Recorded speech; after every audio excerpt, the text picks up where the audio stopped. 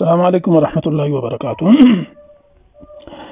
دورہ علم میراث سبق نمبر 30 کے حوالے سے میں آپ سے مخاطب ہوں۔ باب الحجب کے آخری مسئلہ آج ہم پڑھیں گے انشاءاللہ، بلکہ آخری دو مسائل اور ایک اس کی صورت۔ سب سے پہلے عبارت پڑھتے ہیں، صفحہ نمبر 17 ہے۔ بسم اللہ الرحمن الرحیم۔ والمحجوب لا يحجب عندنا وعند ابن مسعود رضی اللہ عنہما يحجب حجب النقصان كالكافر والقاتل والرقيق، والمحجوب يحجب بالاتفاق كالاثنين من الإخوة والأخوات فصاعدا من أي جهة كان، فإنهما لا يرثان مع الأب ولكن يحجبان الأم من الثلث إلى السدس۔ مصنف صاحب فرماتے ہیں والمحروم محروم شخص لا يحجب عندنا، محروم کے نیچے لکھا ہوا ہے والمحروم عن المیراث بالکلیہ،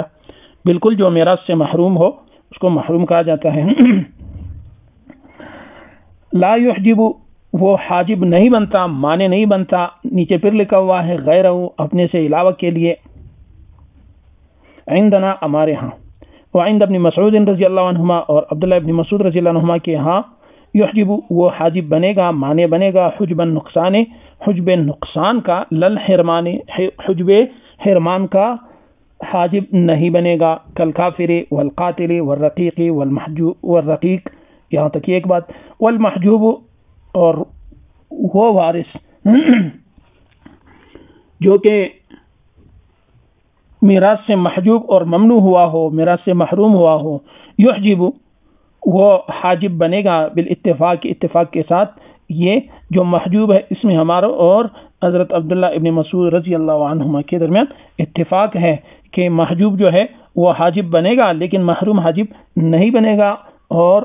ابن مسعود رضی اللہ عنہ فرماتے ہیں کہ محروم بھی حاجب بنے گا۔ مثال کیا ہے؟ کل اثنین من الاخوہ والاخوات فصاعدا من ای جہت کانا، دو بھائی ہے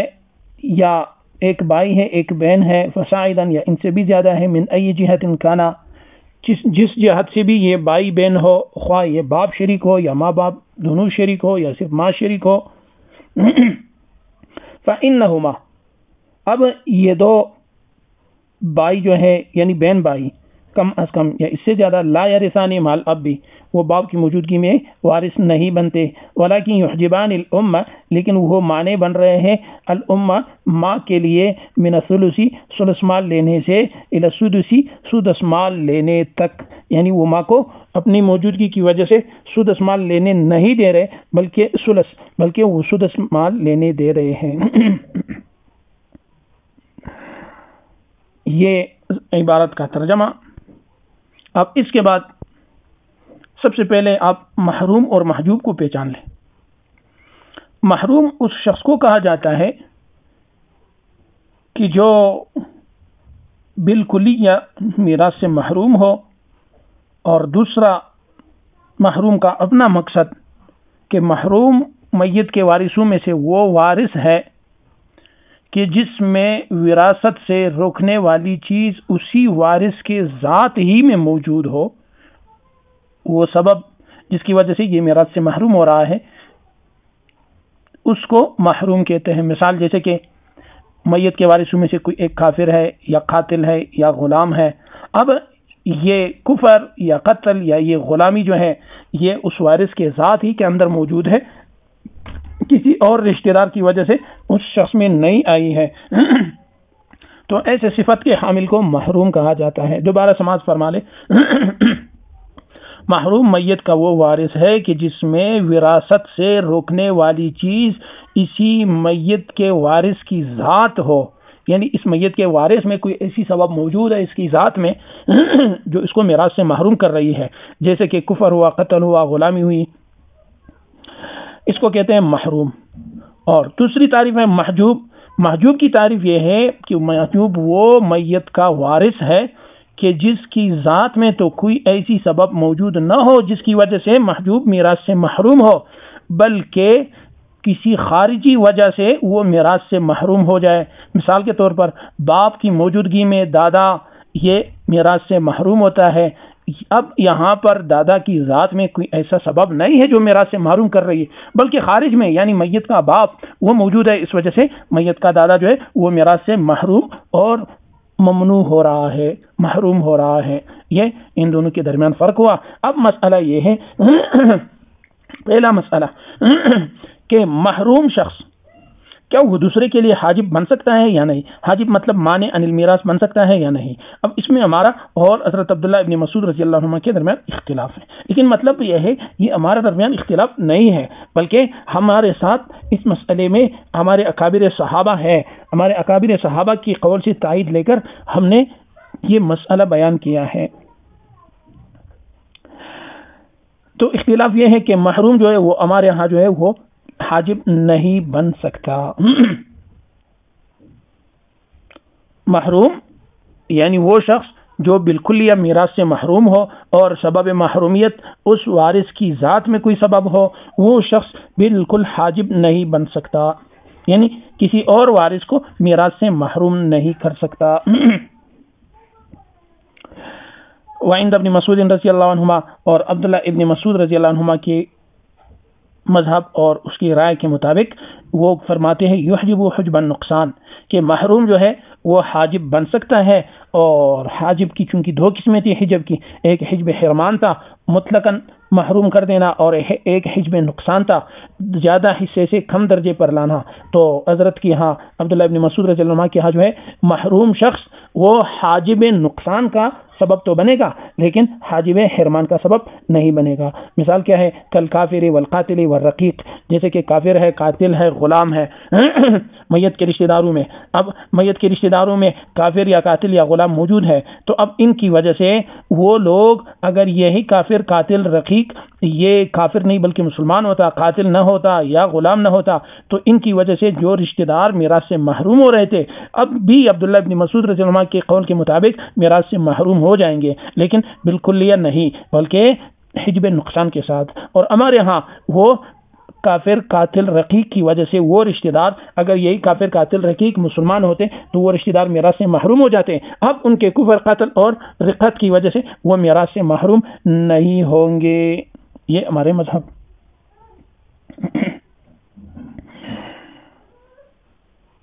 اور ہمارے مذہب کے لیے دلیل جو ہے وہ یہ ہے کہ صحابہ کرام رضی اللہ عنہم اجمعین کا بھی اکثریت اسی پر ہے، عام صحابہ کی رائے بھی یہی ہے، اس لیے کہ حضرت علی رضی اللہ عنہ زید بن ثابت رضی اللہ عنہما نے ایک فیصلہ فرمایا کہ ایک عورت جو ہے وہ مسلمہ تھی اور اس نے اپنے خاوند کو مسلمان چھوڑا اور دو بائی کو چھوڑے، لیکن دونوں بائی جو ہے وہ اس کے ماں شریک بائی تھے، اور اپنا ایک کافر بیٹا چھوڑا۔ تو اس درمیان میں حضرت علی رضی اللہ عنہ اور زید بن ثابت رضی اللہ عنہما نے فیصلہ کیا فرمایا؟ ان کے درمیان میراث کی تقسیم کیسی فرمائی؟ زوج کو نصف دیا اور میت کی یعنی اس عورت کی جو ماں شریک بائی تھے ان کو ثلث دیا، اور جو بقیہ تھا وہ عصبہ کو دیا۔ تو اب اگر یہاں پر بائی جو ہے وہ حاجب بنتا، کیونکہ بائی کافر ہے، بائی حاجب بنتا تو یہاں پر زوج کو نصف نہ دیتے، یعنی یہ میراث جو ہے وہ میراث بائیوں پر تقسیم کیا جاتا، لیکن یہاں پر زوج پر دوبارہ تقسیم کیا جا رہا ہے۔ اس سے یہ بات ثابت ہو گئی کہ کافر جو ہے وہ حجب نقصان کا حاجب نہیں بن رہا۔ اگر ایسا ہو جاتا فلم یکن للزوج النصف، تو پھر زوج کو نصف نہ ملتا بلکہ ربع ملتا، اور اگر یہی حاجب بنتا بائی میت کا بیٹا تو پھر یہاں میت کے جو ماں شریک دو بائی ہے ان کو کوئی چیز نہ ملتا، چونکہ میت کا اپنا بیٹا موجود ہے، لیکن وہاں پر میت کے بھائیوں کو بھی حصہ مل رہا ہے۔ تو جب ان کو حصہ مل رہا ہے، اس سے یہ معلوم ہوا صحابہ کرام رضی اللہ عنہم اجمعین کے فیصلے سے کہ یہاں پر جو کافر قاتل رقیق جیسے محروم ہے وہ حاجب نہیں بن سکتے۔ اور آگے فرماتے ہیں والمحجوب یحجب بالاتفاق، اور محجوب جو ہے یعنی جو بذات خود تو میراث نہیں لے رہا اور جس میں میراث نہ لینے کی سبب اس کی ذات میں نہ ہو بلکہ خارج سے آئی ہو، وہ شخص وہ جو یحجب بالاتفاق وہ حاجب بنتا ہے بالاتفاق۔ کل اثنین من الاخوہ والاخوات فصاعدا من ای جہت کانا، جیسے کہ دو بھائی ہے میت کے، چاہے ان میں سے دونوں بھائی ہو یا بہن بھائی ہو یا دو میں سے بھی زیادہ ہو، من ای جہت کانا، وہ بھائی جو ہے دونوں باپ شریک ہو یا دونوں ماں شریک ہو یا ماں باپ دونوں شریک ہو، تو اس صورت میں فإنہما لا یرثان مع الاب، یہ دونوں بہن بھائی جو ہے وہ باپ کی موجودگی میں میراث کے وارث نہیں بنیں گے، ولکن یحجبان الامہ، لیکن یہی بہن بھائی جو ہے وہ ماں کو روکنے والی ہے کسی سے من الثلث ثلث مال لینے سے، کس حصے پر چھوڑ دیں گے ماں کو، الی السدس سدس تک۔ مطلب یہ ہے کہ اب یہاں پر دیکھیں محجوب جو ہے